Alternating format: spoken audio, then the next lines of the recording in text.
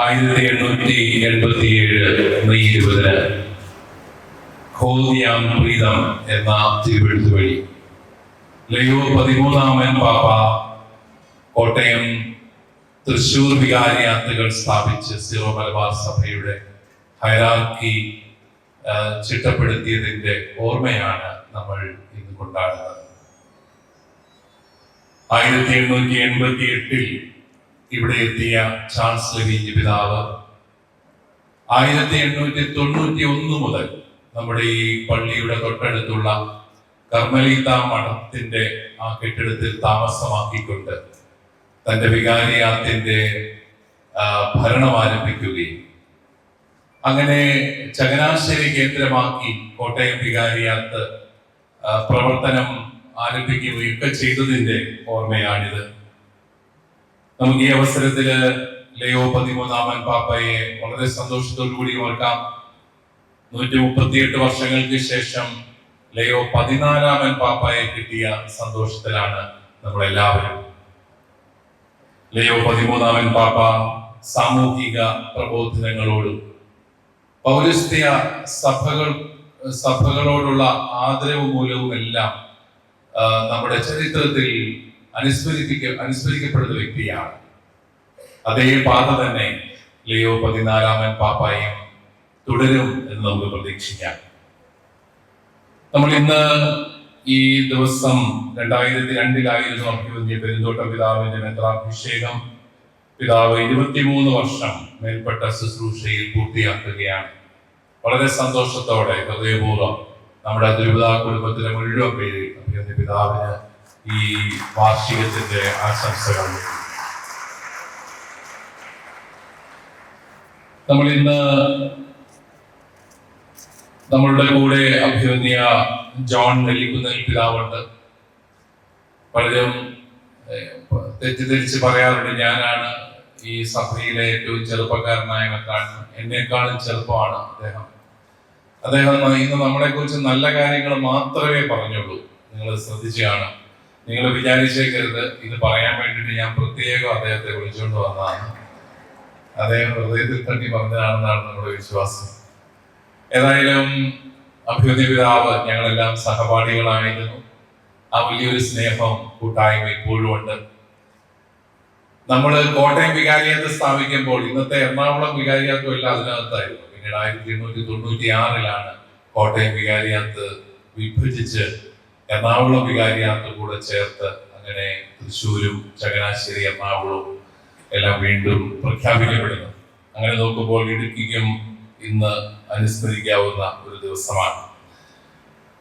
അതോടൊപ്പം നമുക്ക് ഇന്ന് നമ്മുടെ അഭിമാനപുത്രനായ ബഹുമാനപ്പെട്ട ജോസ് ചെന്നാട്ടുശ്ശേരി അച്ഛൻ നമ്മുടെ കൂടെയുണ്ട്. നമ്മുടെ രാമഗിരി ഇടവകാംഗമായ ചെന്നാട്ടുശ്ശേരി അച്ഛൻ നമ്മുടെ അതിരൂപതയ്ക്ക് പല വൈദികരെ നൽകിയിട്ടുള്ള കുടുംബമാണ് ചെന്നാട്ടുശ്ശേരി കുടുംബം.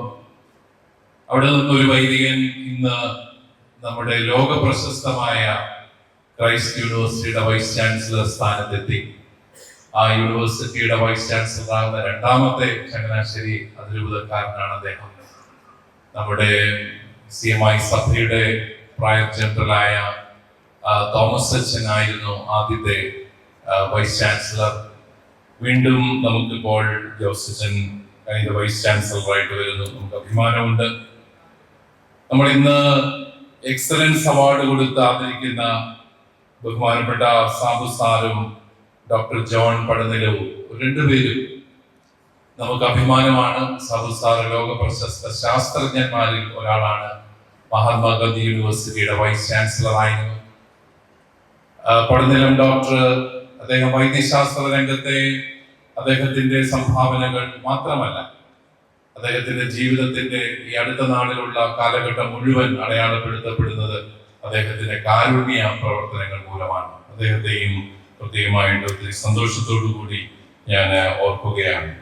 ഈ അതിരൂപതാ ദിനം സംഘടിപ്പിക്കാനായിട്ട് ഏറെ അധ്വാനിച്ച ചങ്ങനാശ്ശേരി കൊറോണയോട്, ചങ്ങനാശ്ശേരി കത്തീഡ്രൽ ഇടവകയോട്, ബഹുമാനപ്പെട്ട വികാരീസിനോടൊക്കെയുള്ള നന്ദി പ്രത്യേകമായിട്ട് അറിയിക്കാൻ ഞാൻ ആഗ്രഹിക്കുന്നു. ഞാൻ ചുമതലയേറ്റതിന് ശേഷമുള്ള ആദ്യത്തെ ഈ അതിരൂപതാ ദിനം എന്റെ മാതൃ ഇടവകയായ കത്തീഡ്രൽ പള്ളിയിൽ വെച്ച് തന്നെ നടത്തപ്പെടുന്നു എന്നുള്ളത് സന്തോഷകരമാണ്.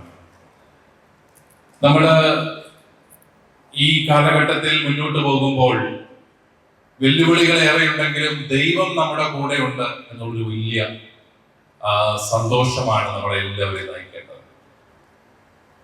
ഈ കഴിഞ്ഞ ആഴ്ച നമ്മൾ കണ്ടു, ലോകം മുഴുവൻ ക്യാമറ കണ്ണുകളുമായിട്ട് വത്തിക്കാനിലെ സിസ്റ്റൈൻ ചാപ്പലിന്റെ മുകളിലുള്ള പുകക്കുഴലിലേക്ക് നോക്കിയിരുന്നപ്പോൾ ലോകത്തിൻ്റെതായ രീതിയിൽ പല പ്രവചനങ്ങൾ നടത്തി. ഇന്നയാള് ആകാൻ പോകുന്നു, ഇന്ന ആൾക്കാർ ആകാൻ പോകുന്നു.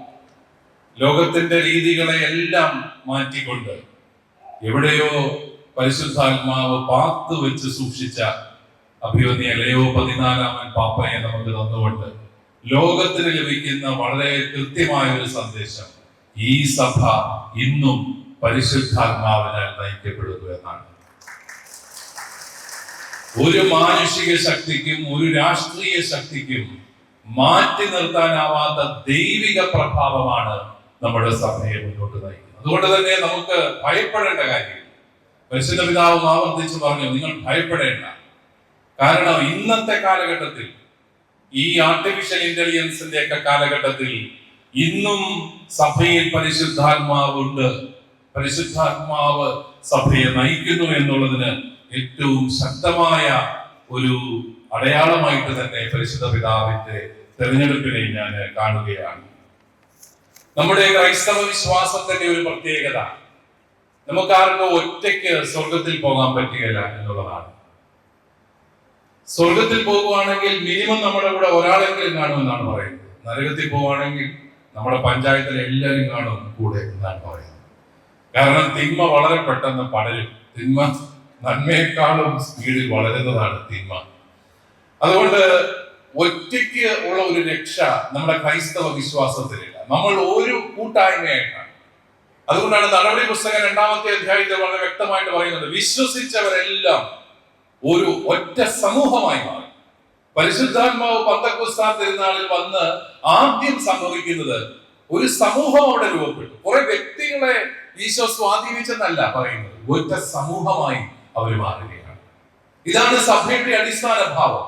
നമ്മൾ ആരും ഒറ്റയ്ക്കൊറ്റയ്ക്ക് പ്രവർത്തിക്കേണ്ടവരോ ഒറ്റയ്ക്ക് വളരേണ്ടവരോ അല്ല, മറിച്ച് ഒറ്റ സമൂഹമായി മാറേണ്ടവരാണ്. അത് തന്നെ കാരണം നമ്മള് ബൈബിളിൽ നമുക്കായിട്ട് വെളിപ്പെട്ട് കിട്ടിയ ആ ദൈവത്തിന്റെ ചിത്രം എന്താണ്? മനുഷ്യനെ സൃഷ്ടിച്ചിട്ട് മനുഷ്യന്റെ കൂടെ നടക്കാൻ ആഗ്രഹിച്ച ദൈവം. ദൈവത്തിന് വേണമെങ്കിൽ ഒറ്റയ്ക്ക് ഇതെല്ലാം ചെയ്യാം, നമ്മുടെ ആരുടെയും സഹകരണം വേണ്ട. പക്ഷെ അവിടുന്ന് എപ്പോഴും മനുഷ്യനെ സഹകാരിയാക്കാൻ ആഗ്രഹിച്ചു. എന്നിട്ട് അവന്റെ കൂടെ നടക്കാനായിട്ട് ആഗ്രഹിച്ചു.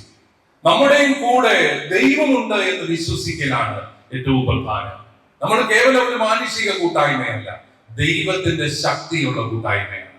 12 പേരിൽ നിന്ന് 160 കോടിയിലേക്ക് ഇത് വളർന്നെങ്കിൽ അത് ആളെണ്ണം കൂടിയത് കൊണ്ടൊന്നുമല്ല സഭ വളർന്നത്. അതുകൊണ്ട് തന്നെ ആളെണ്ണം കുറഞ്ഞാലും നമ്മളാരും ഭയപ്പെടേണ്ട കാര്യമില്ല. ദൈവം കൂടെയുണ്ട് എന്ന് ഉറപ്പാക്കിയാൽ മാത്രം മതി. അബ്രാഹത്തെ തെരഞ്ഞെടുത്തിട്ട് കർത്താവ് പറഞ്ഞത്, നിന്നെ ഞാൻ രക്ഷിക്കാമെന്നല്ലോ, നിന്നെ ഞാൻ ഒരു ജനതയാക്കുമെന്നാണ്. മൂശയോട് കർത്താവ് പറഞ്ഞത് എന്താണ്? നീ ചെന്ന് ഇസ്രായേലിനോട് പറ, ഞാൻ അവരുടെ ദൈവവും അവർ എന്റെ ജനവുമാണ്. ഈ കൂട്ടായ്മയുടെ സന്ദേശം വചനത്തിൽ മുഴുവൻ നമുക്ക് കാണാനായിട്ട് സാധിക്കും. ഈശോയ്ക്ക് തന്നെ വേണമെങ്കിൽ ഈ മനുഷ്യകുലത്തെ രക്ഷിക്കാമായിരുന്നു. അവിടുന്ന് 12 പേരെ തിരഞ്ഞെടുക്കുകയാണ്. ആ 12 പേരും അപൂർണരായ മനുഷ്യരായിരുന്നു. നമുക്കറിയാം, 12 പേരും ആവശ്യ നേരത്ത് കർത്താവിനെ വിട്ട് ഓടിപ്പോയവരാണ്. പക്ഷെ അവരെ തന്നെ തിരിച്ചു കൊണ്ടുവന്നാണ് കർത്താവ് അവരിലൂടെ പ്രവർത്തിക്കുന്നത്. അപൂർണരായ മനുഷ്യരെ കൂട്ടാളികളാക്കിക്കൊണ്ട്, പങ്കാളികളാക്കിക്കൊണ്ട് പ്രവർത്തിക്കുന്ന ദൈവത്തെ നമ്മൾ കാണുന്നുണ്ട്. നമ്മുടെ കർത്താവ് ഈ കൂട്ടായ്മയിൽ വളരാനായിട്ട് 3 കാര്യങ്ങൾ നമുക്ക് പറഞ്ഞു തന്നു. ഒന്ന്, പരസ്പരം കാലുകൾ കഴുകണം, പരസ്പരം ക്ഷമിക്കണം, പരസ്പരം പങ്കുവയ്ക്കണം. അങ്ങനെ ആ 12 പേരുടെ കൂട്ടായ്മയെ തെരഞ്ഞെടുത്ത് അതിന്റെ തലവനായിട്ട് പത്രോസിനെ നിയമിച്ച് വരങ്ങളും ദാനങ്ങളും സഭയെ നിർമ്മിക്കാനായിട്ട് നൽകി കൂട്ടായ്മയെ പരിപോഷിപ്പിക്കുന്ന കർത്താവിനെ നമ്മൾ കാണുന്നുണ്ട്.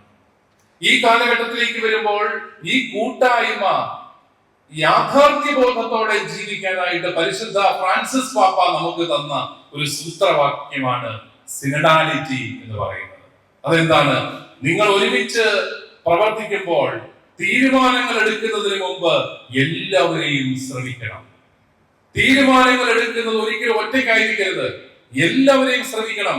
കാരണം എല്ലാവരിലും പരിശുദ്ധാത്മാവുണ്ട്. മാമോദീസ സ്വീകരിച്ച എല്ലാവരിലും പരിശുദ്ധാത്മാവുണ്ട്. അതുകൊണ്ട് ഇടവകയിൽ ഒരു കൊച്ചു കുഞ്ഞു പോലും അവഗണിക്കപ്പെടരുത്. എല്ലാവരും കൂടുതൽ കൂടുതൽ പങ്കാളിത്തത്തോടു കൂടി കടന്നു വരണം. നമ്മുടെ സിറോ മലബാർ സഭയില് മനോഹരമായ ഘടനകളുണ്ട്, പൊതുയോഗമുണ്ട്, പ്രതിനിധി യോഗമുണ്ട്. പക്ഷെ ഈ നമ്മുടെ പൊതുയോഗമൊക്കെ വിജയമാണോ എന്നുള്ള കാര്യം നമ്മൾ ചിന്തിക്കണം. 2000 കുടുംബങ്ങളുള്ള ഇടവകയിലെ പൊതുയോഗത്തിൽ വരുന്നത് 80 കുടുംബനാഥന്മാരാണ്. അത് വന്നു കഴിഞ്ഞാൽ വൻ വിജയമെന്നാണ് വിചാരിച്ച് പറയുന്നത്. 80 പേര് വന്നു, കുഴപ്പമില്ല, ഓള് നിറയെ ആള്. പക്ഷെ 2000 കുടുംബങ്ങളുണ്ട് അവിടെ. അവർക്ക് വേണ്ടിയിട്ട് തീരുമാനം എടുക്കുന്നത് 80 പേര് കൂടിയിരുന്നാണ്. അവിടെ സിനഡാലിറ്റി പരാജയപ്പെടുകയാണ്. നമ്മൾ ഇതിൽ പങ്കുപറ്റാൻ മടിക്കുന്നു, നമ്മൾ പരസ്പരം ശ്രവിക്കാൻ മടിക്കുന്നു. അപ്പോൾ അങ്ങനെ പരസ്പരം ശ്രവിച്ചുകൊണ്ട് നമ്മൾ തീരുമാനങ്ങൾ എടുക്കണം. ഈ തീരുമാനം എടുത്താൽ അതെല്ലാവരും അംഗീകരിക്കണം, എല്ലാവരും സ്വീകരിക്കണം. കാരണം അതെനിക്ക് ഇഷ്ടപ്പെട്ട തീരുമാനം അല്ലെങ്കിൽ പോലും ഞാൻ അതിനെ അംഗീകരിക്കുന്നു, സ്വീകരിക്കുന്നു. ഈ അടുത്ത നാളില് നമ്മുടെ സഭയെ ഏറ്റവും കൂടുതൽ ലോകത്തിന്റെ മുമ്പിൽ അപമാനിതമാക്കിയ സംഭവങ്ങളെല്ലാം നമുക്കറിയാം. ആരാധനാക്രമത്തിൽ ഏകീകരണ വിഷയം വന്നപ്പോൾ അവിടെ നമ്മളോടും പലരും ചോദിച്ചു, നിങ്ങൾക്കും നിലപാടുകൾ ഉണ്ടായിരുന്നല്ലോ, നിങ്ങൾ എന്തിനാ നിലപാട് മാറ്റിയത്? നിങ്ങൾക്കും തെരുവിലിറങ്ങാൻ വയ്യായിരുന്നോ? നിങ്ങളുടെ വൈദികർക്കും തെരുവിലിറങ്ങി മുദ്രാവാക്യം വിളിക്കാൻ വയ്യായിരുന്നോ? നിങ്ങൾക്കും പരിശുദ്ധ പിതാവ് എഴുതിയ കത്തുകളെ അത് പരിശുദ്ധ പിതാവ് എഴുതിയൊന്നല്ലെന്ന് പറഞ്ഞു ചവിറ്റുകൊട്ടൽ എറിയാൻ വയ്യായിരുന്നോ? ഇത് നമ്മളോടുള്ളൊരു ചോദ്യമുണ്ട്. പക്ഷെ നമ്മുടെ ഉത്തരം നമുക്ക് സഭയാണ് വലുത് എന്നാണ്. നമുക്ക് സഭയാണ് വലുത്. സഭയില്ലെങ്കിൽ രൂപതയൊന്നുമില്ല, സഭയില്ലെങ്കിൽ വിശ്വാസമില്ല. അതുകൊണ്ടാണ് വിശ്വാസികൾക്ക് ഉറപ്പ് കൊടുത്തുകൊണ്ട് എനിക്ക് എന്റെ രൂപതയെ നയിക്കാനാവില്ല. അത് വളരെ തെറ്റായ ഒരു ധാരണയാണ്. സഭയെ കേവലം ഒരു സാമൂഹിക സംവിധാനം മാത്രമായി കാണുന്നത് കൊണ്ടാണ് അത്തരത്തിലുള്ള അപജയങ്ങൾ നമ്മുടെ സമൂഹത്തിലേക്ക് വരുന്നത്. സഭയില്ലെങ്കിൽ നമ്മൾ ആരുമില്ല എന്നുള്ളൊരു തിരിച്ചറിവുണ്ടാകുമ്പോൾ സഭയെ ഐക്യത്തിൽ പരിരക്ഷിക്കാൻ വിട്ടുവീഴ്ചകൾ ചെയ്യണമെങ്കിൽ വിട്ടുവീഴ്ചകൾ ചെയ്യും എന്നുള്ളതാണ് എല്ലാ കാലത്തും ഈ ചങ്ങനാശ്ശേരി അതിരൂപത പുലർത്തിയിട്ടുള്ള നിലപാടെന്ന് ആവർത്തിച്ച് പറയുവാൻ ഞാൻ ആഗ്രഹിക്കുകയാണ്. അത് ത്യാഗങ്ങൾ സഹിച്ചുകൊണ്ട് തന്നെ നമ്മൾ ത്യാഗപൂർവ്വം എടുത്ത ചില നിലപാടുകൾ തന്നെയാണത്. നമ്മള് വലിയ സന്തോഷപൂർവ്വം എടുത്ത തീരുമാനങ്ങളൊന്നുമല്ല. പക്ഷേ നമുക്കതിന്റെ നന്മ ദൈവം തരുന്നു. നമ്മുടെയൊക്കെ വിധേയപ്പെട്ട രൂപതകളിലെല്ലാം വലിയ സമാധാനമുണ്ട്. സഭയ്ക്ക് വിധേയപ്പെട്ട എല്ലാ സമൂഹങ്ങളിലും വലിയ സമാധാനമുണ്ട്. നമ്മുടെ ജനത്തിന് അഭിമാനപൂർവ്വം ദേവാലയത്തിൽ വരാം, അവർക്ക് എല്ലാവർക്കും പരിശുദ്ധ കുർബാനയിൽ പങ്കെടുക്കാം. അതാണ് സമാധാനമാണ് ഈ അനുസരണത്തിന്റെ ഒരു വലിയ കൃപ എന്ന് പറയുന്നത്. അനുസരണം ഒരിക്കലും അടിമത്തമല്ല, അത് വലിയൊരു നന്മയാണ് എന്നുള്ളത് തിരിച്ചറിവ്. അതോടൊപ്പം മതസൗഹാർദ്ദത്തിന് വേണ്ടിയും എല്ലാ വിഭാഗങ്ങളുടെ കൂട്ടായ്മയ്ക്ക് വേണ്ടിയും നല്ല നിലപാടുകൾ എടുത്ത ചരിത്രമാണ് ക്രൈസ്തവരുടെ. നമുക്കറിയാം, ഇന്ന് മതസമൂഹങ്ങളെ തമ്മിൽ ഭിന്നിപ്പിക്കാനുള്ള പരിശ്രമങ്ങൾ ഉണ്ടാകുന്നുണ്ട്. നമ്മൾ വലിയ ജാഗ്രതയോടുകൂടി കണ്ണിലെ കൃഷ്ണമണി പോലെ നമ്മൾ സൂക്ഷിക്കേണ്ടതാണ് മതസൗഹാർദ്ദം എന്ന് പറയുന്നത്. ഈ ചങ്ങനാശ്ശേരി പട്ടണവും ഒക്കെ അതിന്റെ ഒന്നാന്തരം ഉദാഹരണമാണ്. നമുക്ക് നമ്മുടെ പല ദേവാലയങ്ങൾക്കും സ്ഥലം തന്നത്, പുരാതനമായ ദേവാലയങ്ങൾക്കൊക്കെ സ്ഥലം തന്നത് ഇവിടുത്തെ ഹൈന്ദവരായ നാടുവാഴികളാണ്. ഈ കത്തീഡ്രൽ പള്ളിക്കും ഒക്കെ സ്ഥലം തന്നത് തെക്കൻകൂർ രാജാവാണ് എന്നുള്ളത് നമ്മൾ ചരിത്രത്തിൽ വായിക്കുന്നുണ്ട്. ചെമ്പകശ്ശേരി രാജാക്കന്മാര് എത്രയോ ദേവാലയങ്ങൾക്ക് അവര് സ്ഥലം അനുവദിച്ചു, എത്രയോ പള്ളികളെ അവര് വളരാനായിട്ട് അവര് സഹായിച്ചു.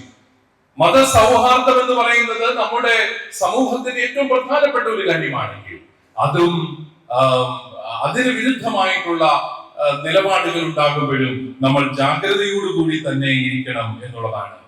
നമ്മൾക്ക് ആരും ഭീഷണിയല്ല എന്നുള്ളത് നമ്മൾ തിരിച്ചറിയണം. നമുക്ക് ഭീഷണിയില്ല. ദൈവം കൂടെയുള്ള സമൂഹത്തിന്, 12 പേരിൽ നിന്ന് വളർന്നു വന്ന ഈ സമൂഹത്തിന് എത്ര വലിയ സമൂഹങ്ങൾ ഒരിക്കലും ഭീഷണിയല്ല. ദൈവം കൂടെയുള്ളവൻ ആരെയാണ് ഭയപ്പെടേണ്ടത്? അതുകൊണ്ട് അവര് വളർന്നു ഇവര് വളർന്നു എന്നുള്ളതൊന്നും നമുക്ക് ഭീഷണി ഉണ്ടാക്കേണ്ട ഒരു കാര്യമല്ല. നമ്മളെന്നും പങ്കുവയ്ക്കുന്ന ഒരു സമൂഹമായി, നമ്മളെന്നും സാഹോദര്യത്തിന്റെയും സ്നേഹത്തിന്റെയും ഒരു കൂട്ടായ്മയായി തന്നെ മുന്നോട്ട് പോകുന്നു എന്നുള്ളതാണ് പ്രധാനം. അവിടെയാണ് ഈ സമൂഹത്തിലെ എല്ലാ വിഭാഗം ആൾക്കാരെയും ചേർത്ത് പിടിക്കേണ്ടതിന്റെ ആവശ്യകത.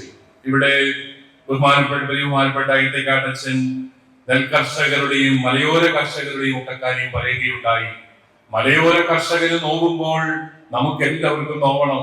മത്സ്യത്തൊഴിലാളിക്ക് പ്രശ്നങ്ങൾ ഉണ്ടാകുമ്പോൾ നമുക്ക് എല്ലാവർക്കും വേദന ഉണ്ടാവണം. നെൽകർഷകന്റെ വേദന നമ്മുടെ എല്ലാവരുടെയും വേദനയാണ്.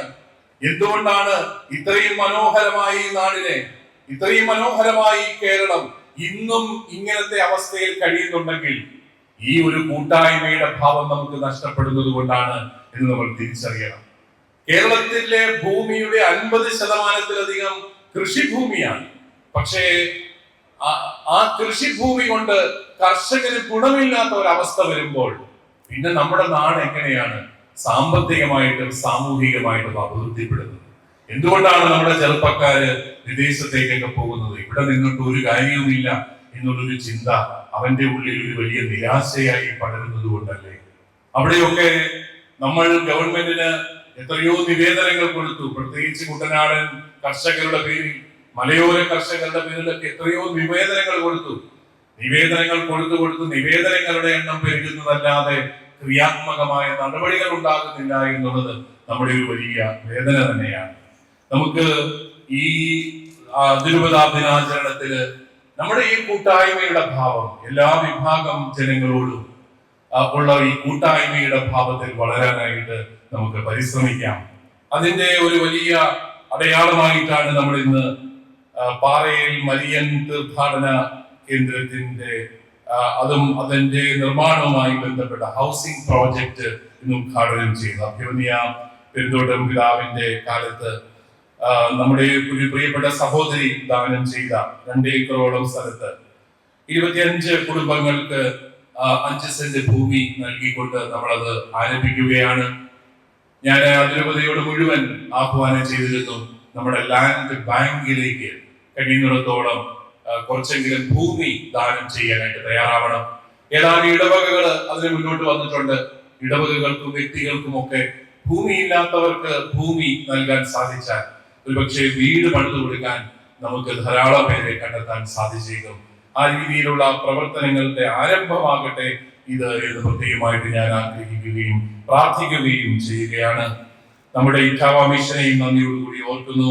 അതിന്റെ ആദ്യ പ്രേക്ഷിതരായ ബഹുമാനപ്പെട്ട പോത്തിങ്കൽ ജോസച്ചനെയും കോക്കാട്ട് കുരുവിളയച്ചനെയും വർഗീസ് കോടികളച്ചനെയും പിന്നെ ഇപ്പോഴത്തെ മിഷൻ സുപ്പീരിയർ കഴിഞ്ഞ 40 വർഷങ്ങളായിട്ട് അവിടെയുള്ള നമ്മുടെ പ്രിയങ്കരനായ ഷാജി എലികാട്ടച്ചൻ, അതുപോലെ വർഷങ്ങളായിട്ട് അവിടെയുള്ള നമ്മുടെ ഇടവകാംഗമായ രാജു കോയിപ്പള്ളിയച്ചൻ, ഇവരെല്ലാവരെയും ഓർക്കുന്നു. അവരോടൊപ്പം ഏതാണ്ട് 25ഓളം വൈദികരിന്ന് ഇറ്റാവ മിഷനിൽ ശുശ്രൂഷ ചെയ്യുന്നുണ്ട്.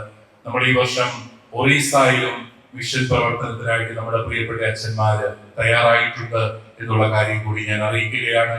അങ്ങനെ വലിയ ഒരു പ്രേക്ഷിത ചൈതന്യത്തോടെ കൂട്ടായ്മയെ എന്നും നെഞ്ചോട് ചേർത്ത് വളർത്തുന്ന ഒരു സമൂഹമായി മുന്നോട്ട് പോകാൻ നമുക്ക് എല്ലാവർക്കും സാധിക്കട്ടെ എന്ന് ആശംസിച്ചുകൊണ്ട് ഈ ദിനത്തിന്റെ മംഗളങ്ങൾ നിങ്ങൾക്ക് എല്ലാവർക്കും നേർന്നുകൊണ്ട് എന്റെ വാക്കുകൾ ഞാൻ ഉപസംഹരിക്കുന്നു.